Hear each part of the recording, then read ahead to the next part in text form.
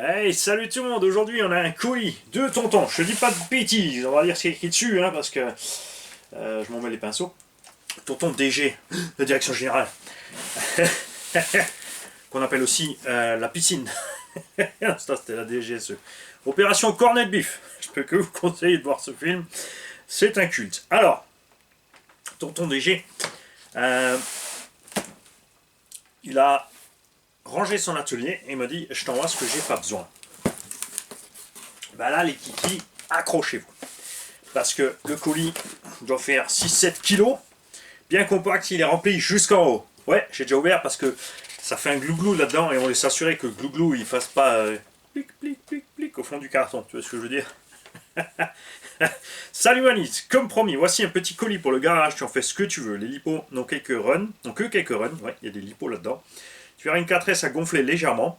Le mini drone ainsi que la radio sont neufs. Voilà, c'est pas grand chose, mais c'est donné de bon cœur. Mon gars, des lipos et moi je vois déjà dans le colis des chargeurs. Quoi? Pas grand chose. Postscriptum, tu trouves un peu de carburant au fond du colis, continue de ce que tu fais, tu gères. Gaz signé Doudou 21, tonton DG. C'est pour ça que c'est Doudou. Alors, mon petit Doudou nous a donc envoyé un ch'ti drone. On connaît tous cette télécommande, hein, Valkyra, @GRC System. On va voir s'il a survécu au transport. Alors là, on a la petite coque. Ah ouais, j'en avais un. Moi j'avais celui-là en orange. Existait aussi, oui, en petit Beetle parce que tu vois, ils avaient fait pour les petits mectons et les filles, et puis pour aussi, je veux dire, c'est pas parce que c'est rose que c'est pour les filles, ça n'a rien à voir. Hein, faut arrêter avec ce vieil adage. C'est soit t'aimes les couleurs, soit tu les aimes pas. Moi, j'aime pas le rose. C'est pas parce que c'est pour les filles ou quoi que ce soit. Y a aucun souci. Je veux dire, si t'aimes le rose, t'aimes le rose. Pourquoi un mec pourrait pas se mettre en rose et une fille en bleu? C'est n'importe quoi. Ces vieux trucs comme ça à l'ancienne là, hein, qui nous faisaient là, les anciens là, c'est vraiment, ouais, les anciens de l'ancienne, ouais. Les vieux de la vieille quoi. Ouais, on mettra ça tout à l'heure ensemble. Alors ça va là, ça va juste clipser dessus dans le bon sens. Hein, c'est les deux hélices rouges, ça l'avant. Et c'est vrai que pour les mômes c'est sympa. Tu vois, avec la petite coccinelle, ce drone est très très stable, vole sans problème à l'intérieur. Je me suis bien amusé avec, franchement. Pour découvrir le drone, c'était je crois le premier drone que j'ai pris pour découvrir le drone, puisque moi je viens de plus de l'hélico, enfin au niveau des objets volants, après la X-Max, c'est l'hélico. Et du coup, je voulais voir ce qui intéressait tout le monde au drone, et quand tu sais déjà voler en hélico, en fait le drone, ben ouais, comme il est stable, ben c'est moins drôle. Mais après, ce qui est intéressant avec les drones, c'est le FPV. Parce que faire du FPV en hélico, ça, c'est un peu plus sport. Puisqu'il n'y a pas de stabilisation gauche-droite, ni rien, ni machin. Alors attention, je dis pas que les drones FPV, là, ils ont aussi bidé les stabilisateurs et tout ce qu'il faut. Il y en a même qui volent sans les gyros 6 axes. Donc attention, c'est méga balèze. Mais en hélico, c'est une autre histoire. Puisque le drone, lui, il peut s'arrêter comme il veut et reprend le plat. L'hélico, non. C'est à toi de faire la stable, sinon t'es mort. Petite pensée pour tous ceux qui ont commencé avec les hélicos. Imaginez-vous les hélicos à fabrication maison en nitro avant l'arrivée des gyros. Moi j'ai vu voler des machins, mais je veux dire comme ça, avec des moteurs 2 temps. Et énorme, et sans gyros, sans rien, et les mecs en salle. Maîtrise totale. On est loin de pouvoir les refaire, je dirais. Hein, à l'heure actuelle, s'il fallait revenir en arrière, on aurait un problème. En parlant de volée, de saut et d'air, une grande tendance de plus en plus à des grandes chaînes qui font de la vidéo show où ils catapultent les machines dans tous les sens. Et une petite pensée pour les petites chaînes qui veulent faire pareil, vous n'avez pas le budget, arrêtez de faire les cons. Si vous claquez votre matos et après vous pleurnichez chez Zabo parce qu'il vous faut du matos, c'est pitoyable, sans déconner. Soit tu as les moyens et t'expédies, soit tu n'as pas les moyens. Il y en a aussi quelques-uns, c'est Nathan, qui sont tombés sur la vidéo du Corail Chronos qui part dans le potal, et ils n'ont pas compris pourquoi je me marre. Alors je vous le répète encore 200 000 fois, je me marre parce qu'il n'y a personne à bord de l'ARC. C'est mon loisir. J'ai 2 boulots. Un pour vivre, manger, la maison, la famille, et un pour faire le couillon. Je me donne ces moyens-là, donc forcément, c'est qu'une voiture. c'est un gros jouet. Je le plante, je le répare, je suis reparti. Puisqu'on a réparé le Coralie à l'époque pour 53 €. Ça va, c'est pas la mort. C'est pas plus cher qu'une révision en fait. Hein. On a reçu une housse du sti. Taille. Voilà, c'est c'est pas du M, ça c'est du S. Donc je dirais, vu la découpe, slash 4x4. Rustler, 4x4, tous ces trucs là, ça c'est pour les rails latéraux Traxxas, donc os aussi, Stampede, ce genre d'engin. Bah tiens, c'est écrit dessus pour Traxxas. Traxxas slash 4x4, tu vois. Ah ouais, j'ai fait. Ah, je retourne au sport, j'ai fait les cuisses. Ah Bobo m'a dit. Le vieux a fait de la résistance, mais pas longtemps. On a reçu un Traxxas EZ Peak Plus, donc il se connecte à votre smartphone avec les données. Ça, c'est un 4 ampères. Donc NMH chez Lipo. Et l'autre, par contre, ça, c'est le 12 ampères. Alors là, le truc de fou, et par contre, simple sortie. Ce qui est assez étrange chez Traxxas, parce qu'ils ne font que de la 4S maximum. 6700 mAh, je crois. Quoi qu'en 3S, ils ont des 8000. Je sais plus, en 2 ou en 3S, c'est vrai qu'ils ont des lipos à forte capacité. Je me demande s'ils n'avaient pas une fois fait une 2S 11000 chez Traxxas, et c'est peut-être pour ça le 12 ampères, pour pouvoir charger un C, parce que là, si tu mets ta 6000, elle charge en 2C. Hein, donc là, c'est violent pour les batteries quand même. Je suis vraiment pas fan, personnellement, de ces charges rapides là. Lipo 3S 4000 25C. Alors celle-là, j'en ai une, donc j'ai utilisé dans mon os, dans la Corvette, dans le Hot Rod, etc. Les 4S, franchement, sont sympas. Alors celle-là, j'ai pas de soucis, elles sont tournent vraiment nickel. Tu vois, il a remis une bande de garantie, tonton. Regarde-moi ça.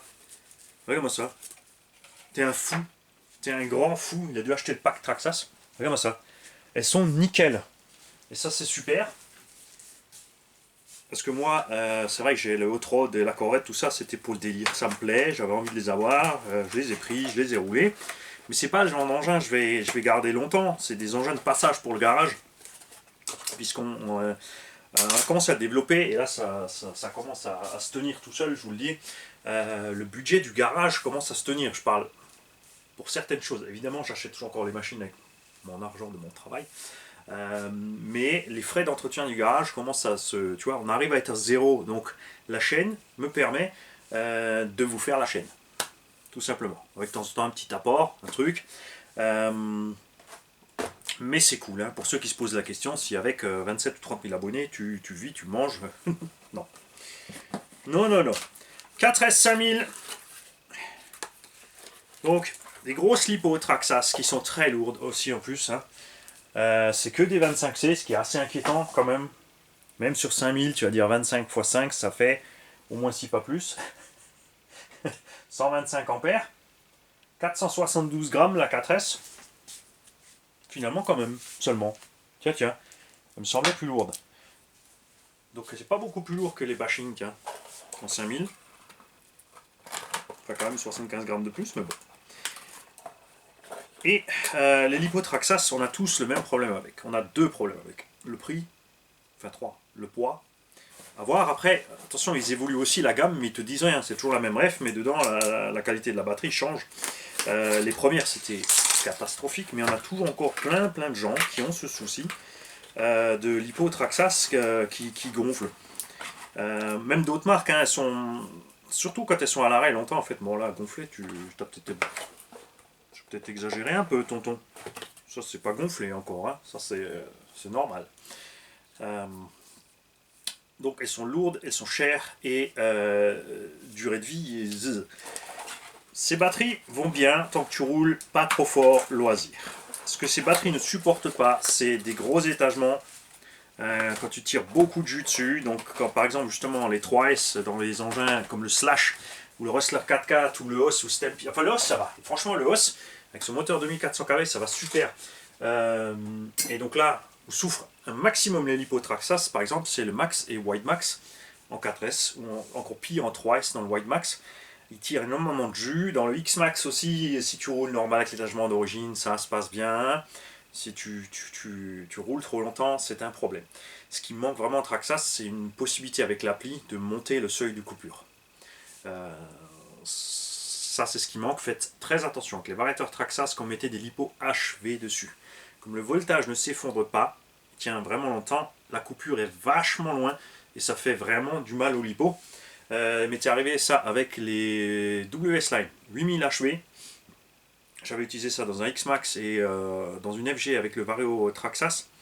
Ça coupait très tard, les lipos n'ont pas aimé du tout. À l'époque, j'avais pris les premières Turnigy Graphene qui étaient sorties, donc très lourdes aussi. Elles étaient déjà déséquilibrées à l'arrivée, c'était déséquilibré pendant la charge.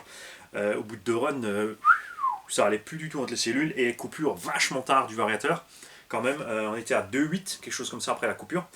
Parce qu'évidemment, ils ont basé ça sur leur lipo E 25C, donc dès que ça tire trop fort, elle s'effondre, hop, t'es à la coupure, ça se passe bien, mais dès que tu mets des batteries de bonne qualité, ça coupe vachement tard. Si tu roules cool, ça se passe bien. Pour ceux qui attaquent un peu plus, surtout fin de pack, c'est là que les températures grimpent et ça chauffe méchamment. Donc, méfiez-vous de ça. Un petit message aussi à, je crois que c'est RatFPV ou un truc comme ça, qui a dit « Ouais, Mani, arrête de critiquer les NMH dans les radios. » Oui, je sais, elle est allumée, je vais vous expliquer pourquoi. Parce que ça fait le même boulot que les alcalines. Parce que moi je dis toujours, les alcalines, tu as plus de voltage de base qu'avec les NMH. Et il m'a dit, c'est pas vrai, parce que ça s'effondre, machin bidule. Donc il a raison, mais j'ai raison aussi.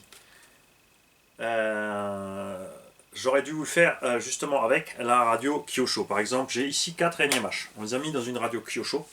La vidéo arrive, on l'a roulé la STR8 avec les diff Mugen. Je roule un peu, d'un coup, le véhicule s'est arrêté parce que j'ai mis les NMH dans la radio. Et le voltage était trop limite pour la radio Kyosho, ça coupait. Je les ai mis dans une radio Traxxas, ça fait depuis hier après-midi 13h qu'elle est allumée. Les NMH, le voyant est toujours au vert, parce que dans la radio Traxxas, ça suffit large, on a une méga portée, mais dans les radios plus gourmandes, comme la radio Kyosho par exemple, ça n'allait pas du tout, de façon très étrange. Je vois ça aussi quand je mets ça dans ma Spectrum. Pleinement chargé, en théorie, c'est vrai, les alcalines font plus que 6 volts. Les NMH. Sauf que quand tu les mets dedans, tu es à 6 volts 2, au bout de 5 minutes ça chute, après ça reste stable en moyenne effectivement à 4,8. C'est la moyenne 1,2 volts. Et quand je mets mes alcalines, je suis stable à 5,6 à 5,8 volts. Sur une période d'une semaine à peu près. Hein. Après c'est sûr, les alcalines vont commencer à chuter, et les NMH, parce que c'est des grosses capas que j'ai des 2500, elles vont rester stables. On a fait le test de portée aussi. Je suis, si je vais au portail du U-Location, vous allez voir les vidéos de run, je vais au portail du location, je m'éloigne avec la même radio, je prends des NMH chargés ou je prends des alcalines. Avec les NMH, je vais m'arrêter au niveau du cuisinala, par exemple, un peu plus loin. Quand je mets les alcalines dedans, sur la radio Traxxas, j'arrive au McDo. Donc je passe de 2 à 500 mètres. C'est là qu'est la grosse différence pour moi. Après, j'ai des simples Energizer, machin bidule 2500. Voilà. Donc chacun son expérience. Et ça aussi, j'aimerais qu'on en parle là, dans les trucs. Dites-moi quoi vous roulez, quoi vous avez le problème. On a tous eu le problème et j'en parle à cause de cette radio aussi qui est là-dedans. Apsima CR3P ou C2 ou l'ancienne génération de ces radios avait exactement ce problème. Beaucoup de gens avaient des gros problèmes de portée. Y compris nous, on a tout essayé, on était sur le terrain, c'est pas possible, j'ai 50 mètres peut-être, c'est rien, genre, si j'étais pas au milieu du circuit, au MVHS, sur le podium ça allait, au milieu du circuit ça allait, si j'étais à un bout du circuit, j'arrivais pas à l'autre bout. Passer les alcalines dedans, même qui avait déjà une semaine, qui avait déjà servi dans d'autres radios, et ben c'était réglé, je gagnais 25 mètres. Bon, c'était toujours pas fulgurant en 75 mètres, mais ça suffisait pour rouler dans des conditions normales. Et donc tonton, lui aussi, en plus des chargeurs et des batteries, il nous a envoyé la radio complète avec son récepteur. Voilà. Alors cette radio a un écran. Il y a un truc qui me chiffonne avec ça. On a 2 récepteurs même en plus avec. Elle a un écran. Il a sorti les batteries, c'est cool. Alors tu te dis qu'il y a plein de choses à régler, mais en fait non. Il y a un gros écran, il y a des boutons et des machins, mais tu ne peux quand même pas régler grand chose finalement. Tu as les trims, les inversions, alors que les trims sont là. Inversion OK. Dual rate, tu as ici. Le dual rate se règle encore là. Donc tu as déjà ces trois fonctions-là sur l'écran qui sont déjà là. Donc elles te servent à rien ici. Ou là, je veux dire, ça sert à rien là parce que là, tu as les touches d'accès rapide. Hein. Tu as les EPA, gaz et direction. Ça, tu as là-dessus. Et puis, ça s'arrête là. C'est tout. Ah, peut-être, je suis pas allé voir plus. Ouais, si, il y a peut-être encore les expos, les trucs, mais je veux dire, tu as un écran, mais tu pas grand-chose. Ça se dire, bon, c'est pas un écran tactile, hein, c'est juste un affichage en fait. Il faut quand même travailler avec la molette. Donc, c'est exactement la même chose que la radio qui avait la GT3C, FlySky. C'est le même système que cette radio-là. Tu as juste un gros écran avec plein de trucs préétablis dessus et finalement, tu pas grand-chose de fonction à régler réellement. Mais c'est sympa parce que tu as une mémoire par modèle. Contrairement à une radio, par exemple Dumbo, tu peux aussi mettre 10 ou 20 fonctions dessus. 10 ou 20 véhicules dessus. Par contre, tu vas à chaque fois que tu vas mettre un véhicule en route, il faudra inverser direction et gaz selon le véhicule et trimer à chaque fois tes affaires selon d'un véhicule à l'autre. Ou sur la C2P par exemple, qui est j'ai dernièrement découvert chez Projo Hightech en fouillant sur le site qu'il avait la C2V2, je sais pas quoi, CR2V2 à coûte 32, 33 euros, quelque chose comme ça. Donc au même prix finalement que la Dumbo. Maintenant avec l'augmentation des prix, la Dumbo est 30-35 euros. Donc là tu as la CR2, c'est deux radios équivalentes quand même, et la V2 n'a plus justement clairement ce problème de portée. On a des ballons. Ah, des ballons, c'est pas pour faire couillon, c'est parce que je vous en ai parlé dernièrement. Regarde, j'ai toujours ici dans le tiroir, en Allemagne, qu'est-ce qu'il est, un sac, je te mens pas, avec des ballons. Regarde. Et ça sert à quoi? Ça sert à mettre autour des récepteurs. Ça me dira, il n'y a pas besoin, il y a des récepteurs étanches. Méfiez-vous, les récepteurs étanches, la platine électronique dedans ne craint pas l'eau, mais en fonction, quand tu as ton récepteur posé, tes broches vers le haut, quand l'eau va dedans, il y a 5 volts, 6 volts, 7 volts, 9 volts selon ta programmation, ce que tu peux faire avec ta radio, entre les pôles plus et moins qui sont là. Le moins est toujours dehors, le plus est toujours au centre, et le sémaphore, le blanc, le signal est toujours à droite. Si tu prends ton récepteur dans ce sens, on va dire à l'inverse. Hein. Le moins est toujours à l'extérieur, le rouge est au centre, et le sémaphore vers le récepteur. Pourquoi? Pour éviter, si tu te trompes, de court-circuiter quoi que ce soit. Sauf l'alimentation. Si tu inverses l'alimentation, là, tu peux avoir un problème. Si tu branches une batterie là-dessus direct mal branchée, là, ça pète. Hein? Mais ton cerveau, tu peux le brancher à l'envers, il lui arrivera rien. Simplement, il n'aura pas le... Hein? Et quand l'eau stagne là-dedans, les amis, eh ben, tu as une liaison entre les plots et ton récepteur peut faire n'importe quoi. Plein de monde l'ont testé. Surtout sur le récepteur Spectrum et autres, ils étaient persuadés que c'est vraiment étanche, surtout sur l'OSI qui met plus de boîtier, parce que ouais, le récepteur est étanche, on s'en fout, et tu te retrouves avec ton Bajaret, ton machin qui prend de l'eau, qui tombe bien dedans, ça reste bien dedans, et ta machine fait n'importe quoi. Et moi, personnellement, j'ai quand même eu un de ces récepteurs Spectrum dans la flotte, deux même, qui sont morts, alors qu'ils sont étanches. Et quand je dis étanche, j'y ai pas baigné. Ils ont pris des giclettes de flotte qui sont allés justement se balader dedans et ça a fait ça parce que les 2-3 petites gouttes d'eau, ça chauffe quand même les récepteurs, font de la condensation, ça a posé des problèmes et ben le récepteur, par exemple, il a perdu systématiquement la mémoire. Je vais le reprogrammer à chaque fois que je mettais le véhicule en route. Et tonton Doudou il nous a envoyé du limoncello. Donc ça c'est à base de citron. Avec de l'alcool évidemment, donc à consommer avec modération, ne pas consommer quand tu roules, ne pas consommer sur le circuit, ne pas consommer et faire le kéké à côté des enfants quand vous picolez. Par exemple, tout comme tu ne mets pas des lipes en charge avec des pinces crocodiles dans une maison où habite ta famille, ta femme et ton fils sont en haut à l'étage, ça s'appelle être un irresponsable total. Hein? Faites pas les kékés, vous avez des responsabilités. Tous autant que vous êtes. Merci Doudou. Petit détail encore, oui, parce que c'est les questions qui reviennent souvent. Sur les Traxxas ID. Ce système, eh bien, mais il est pas bien aussi. Il est bien parce que c'est simple pour monsieur tout le monde. Tu as une seule unique prise, tu branches directement dans le chargeur, une seule unique prise, pas de mini prise, rien, tu mets en route, il fait tout seul. Moi j'aime pas parce que justement tu es toujours en charge rapide, ou il faut relier à ton téléphone pour diminuer la charge, ou appuyer sur le bouton pour sélectionner moins fort.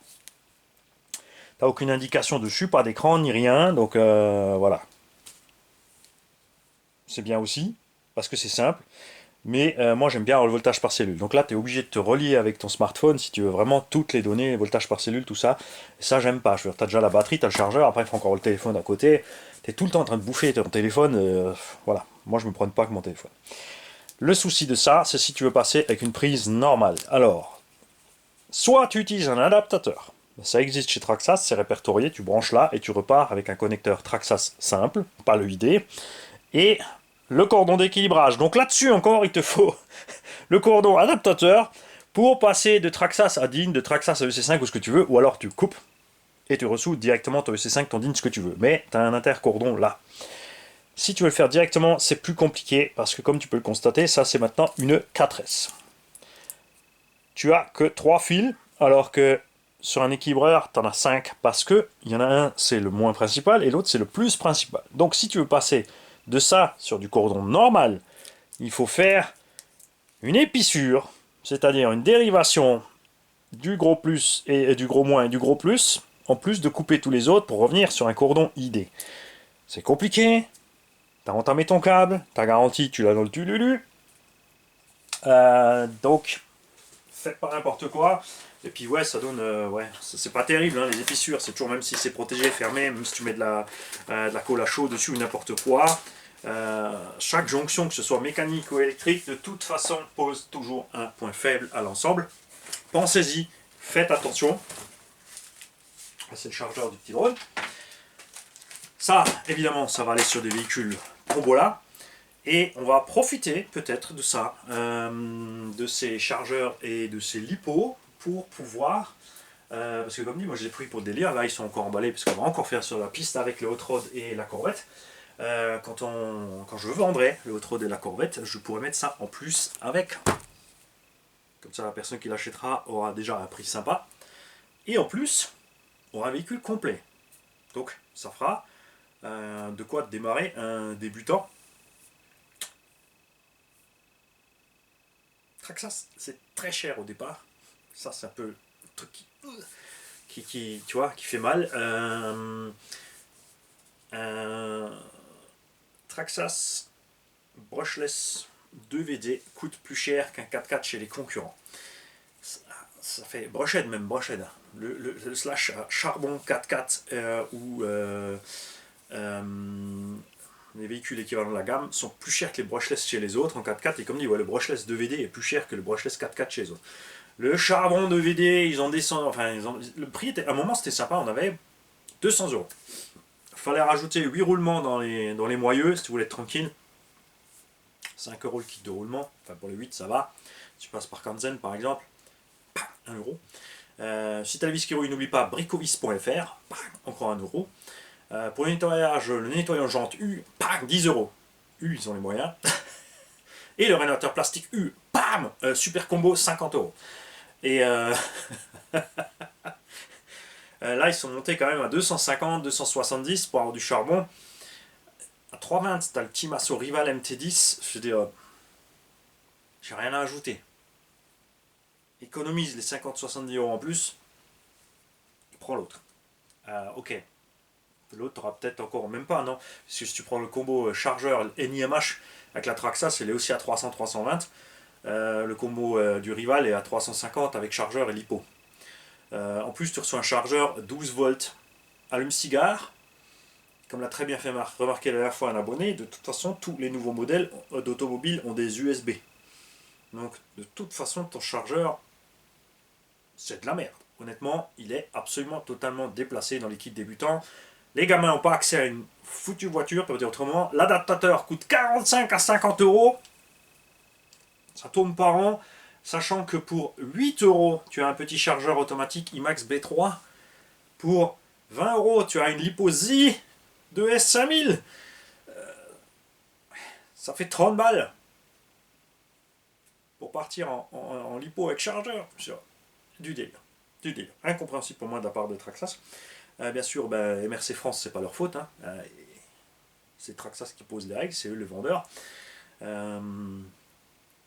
Mais bon, ça pousse vraiment à réfléchir sur la situation de ce côté-là, c'est sûr. Et je pense qu'il serait vraiment temps que Traxxas renouvelle cette gamme de 2 roues motrices. Parce qu'ils ont fait évoluer les 4x4 avec le hausse et les nouveaux triangles, tout ça, qui sont sur le Rustler et le Slash. Par contre, la gamme 4.2, ça fait 20 ans qu'elle est là, qu'elle n'a pas évolué. Mais le prix continue à monter. Je trouve que c'est vraiment temps pour Traxxas de sortir un nouveau combo brushless, peut-être moins balèze que le Vélinéon, pour faire des engins brushless avec tous les roulements pour débutants complets avec un. Bon, comme dit, après, t'es nouveau sur leur chargeur lipo Traxxas, quoi. T'es nouveau parti avec ces prix-là qui sont délirants. Alors, je ne sais pas, mais de ce côté-là, ça serait bon. Faudrait que ça se bouge. Après, ils continuent à vendre, donc ils se posent peut-être pas la question, je ne sais pas. Alors, ce qu'aimerait l'utilisateur et ce qu'aimerait évidemment le grand groupe qui est corrompu par les boursicoteurs, il y a toujours 2 planètes, pas 2 mondes, 2 planètes différentes. Salut tout le monde.